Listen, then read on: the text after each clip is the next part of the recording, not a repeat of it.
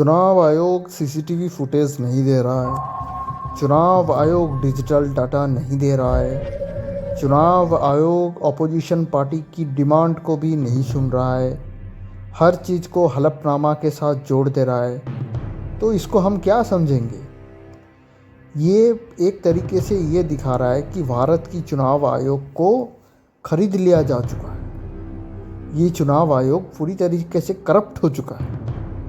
ये चुनाव आयोग सरकारी का जो लाइन है वही दोहरा रहा है। कोई इसमें संदेह नहीं बचा है।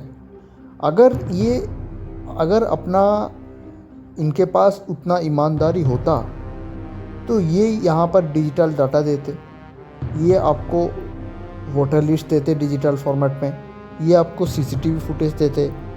सिवाय ये सब देने के बजाय वो सिर्फ विपक्षी पार्टियों को मिसलीड कह रहे हैं, जवाब नहीं दे रहे हैं। हालांकि उनका पहला दायित्व ये था, कर्तव्य ये था कि पहले वो जवाब देते। चुनाव आयोग के पास हर चीज़ का एक उत्तर है, वो है प्राइवेसी।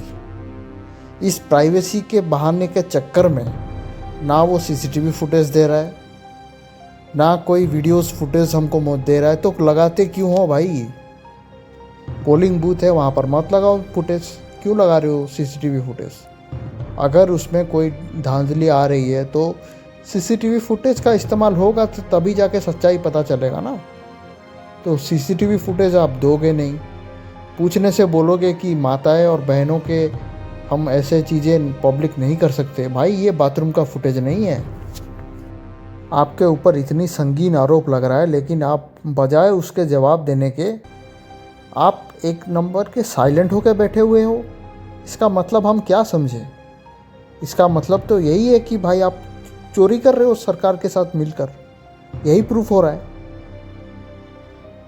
अगर आप ईमानदार होते तो आप बता देते कि भाई जो भी एलिगेशन ऑपोजिशन लगा रहा है सारे के सारे गलत है, बेबुनियाद है, कोई फ़ायदा नहीं है।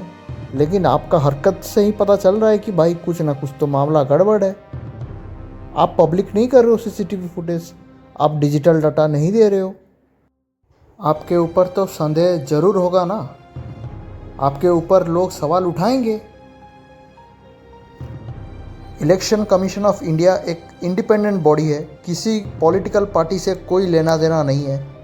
तो भाई आप प्रूफ करके दिखाओ, आप बाकायदा प्रूफ करके दिखाओ कि ऑपोजिशन जो भी एलिगेशन कर रहा है वो पूरी तरीके से गलत है। चुनाव आयोग एक निष्पक्ष इलेक्शन करता है, ये प्रूफ कर दो।